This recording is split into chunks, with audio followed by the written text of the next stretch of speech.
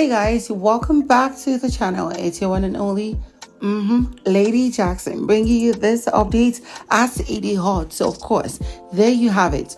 We have about 6 final housemates on the Big Brother Naija All-Star season. 3 girls, 3 boys, and we are running a poll which we're going to change for the second round tomorrow. So we have all the guys on one pole and all the girls on one pole. Whichever housemate gets to win the each of the poll is going to stand against the other gender in the final poll. Now we have about 3 to 5 IUCs with high number of votes that we're going to vote. So you guys just choose wisely. Now in this particular video, they are having the Lipton task, and Big Brother has ordered the housemates to write 2 tributes to a family member that they want to reconnect with, say something nice, a letter of love and stuff, and then to one of the housemates who didn't get to reach the finale that they wish was here, and they wish they had created a better, stronger bond with in the house. Now, of course, aside that, I'm going to bring you guys the update on the Housewives of Lagos, which it will be starting tomorrow or in 3 days time or 2 days time. So y'all just get ready. It's going to be a blast. Now let's get right into the heat of tonight. Now, first, oh my God, this place is echoing. Anyways, first housemate to go off stage was Ilebaye. Ilebaye spoke about her mom. First, she was talking about how she didn't have a good relationship with her mom, and her mom was always complaining that she valued her father more because her and her father were kind of close. Now, this is her saying that she really wants to build that bond, all the sacrifices her mom has made for her and her siblings. You know, she apologized and said sorry for quite a number of things. And even after that, she went on to, get to the point of saying that she would always cherish her. See, let's be honest, this is the first time that Ilebaye is not crying when talking about her mom. She moved on from that to talk about the housemate that she really wanted to reconnect to, and that housemate was Doyin. Now, she said that she was really sorry for not being the friend that Doyin deserved. Doyin had defended her, been her backup, developed and made enemies because of her. She went on to say that she really wished they were holding hands together and getting to the finals until the winner was announced. She said a lot of things, and let me just be honest, I am not Doyin, but if I was Doyin, I would feel this beautiful tribute. Now, next housemate was Pere. He spoke about his mother, whom he hasn't spoken to or had conversations with for 2 months and almost 3 months, basically, right? Because that's how much he has been in the house. He spoke about how she had sacrificed for he and his siblings as a single mother and so much more.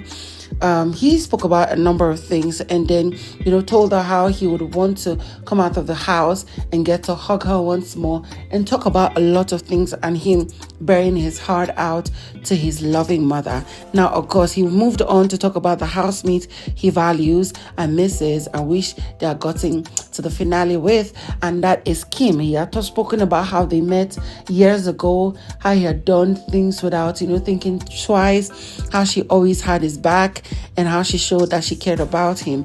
He really values and, cares about her. Next housemate was Ceec'S. Now, Ceec'S' own tribute to someone she cares about that is not in the house, a loved one. All I could say at that point was Ceec'S actually wrote this letter for maybe a guy that she broke his heart, because she was talking about how the person puts her first, even when she throws tantrums, when she's at fault, the person would, take it all. The person sacrificed themselves. She didn't even indicate if it was a boy or a girl. This girl was very sneakish with her own. She went on to the point of saying that she is sorry. She wished they could connect back. She's sorry for everything. Like, this is the first time I'm seeing Ceec'S vulnerable and apologizing. Let's just be honest, because it shocked me. And, at the end, she didn't mention the person's name. I knew that this is something that the person would need to iron out. Now, she spoke about the next housemate, the housemate that she really felt and wishes they stayed to this point, and it is Kidwaya. She spoke about how he was always doing things for her. He would cook, even though he could not cook.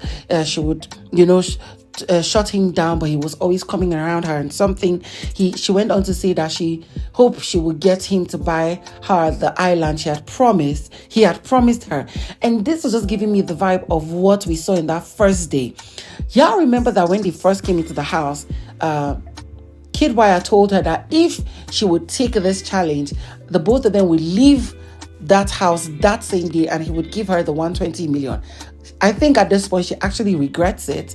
And let's be honest, a lot of people will be feeling that she's coming off as a gold digger.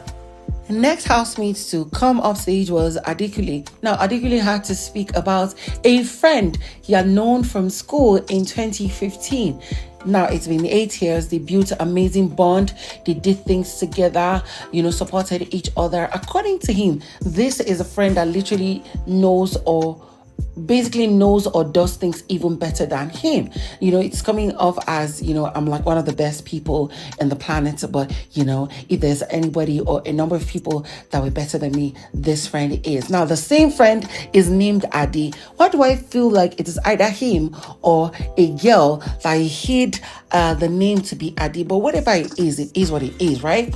He went on to see that the friend had even helped him during his bad relationships and so much more, that he hopes they connect back because now their friendship is actually bad. He went on to talk about the fellow housemate he wished had gotten to the finale with him, talking about how she has gotten into fights and troubles because of how dogged she is about her opinions, how she is very artistic and talented, how she is a mother of 2, and she's always there for people. She wants to raise 3 people with better and stable emotions. The beautiful bond they had built together. He wished they had gotten an extra week to make it 10 weeks to the finale. But you know what? The universe might not have seen it so, but it is what it is. When it gets back out, they reconnect. I'm like, okay, words for Venita. Next housemate is Ceec'S, who spoke about her mom first, talking about how she misses her mom's laughter, her mom's hug, her mom's kisses, how they gossip and, pray together. Wait, did she call prayer? I don't even forget. But you know what? It's part of it. After all, even when her mother spoke to her yesterday, her mother was praying to her. They understood their language of what God cannot do, does not exist. I was like, yes, Lord. Now she spoke about how, her mom has sacrificed so much for her and her siblings. And, this is a period to, repay her even more than she has done before. And then she also moved on to talk about the fellow housemates that she wished she had gotten to this point with. And that's WhiteMoney. Spoke about how, he had sacrificed teaching her to be a better person, helping her do stuff, always there for her, not slandering her, being the true friend that she would, ever deserve and need in the house. She went on to add that, she really wished they had connected better and on time in the show. Initially, I was actually thinking it was Frodd, but well, it is what it is. And finally is, of course, I don't think I mentioned all this in a particular order. Cross came and spoke about his mom and, how she was a single mother and how she trained her kids to love each other, support each other and be each other's backbone. He misses how she kisses all over his face, and he hopes when she comes out, she would have her arms wide open. Now, of course, for those of you who don't know, his father was assassinated when he was young, and it is what it is, but I cannot remember the other person he spoke to that was an ex-housemate, but I really, really feel it is Kim Oprah. Now, if you guys watched that part, please share comments down below. Guys, if you're new to my channel, please don't forget to subscribe. Click on the bell button beside for notification, and every post I make, don't forget to share comments down below and also share this video so that more people can get to see. I'll see you on the next one.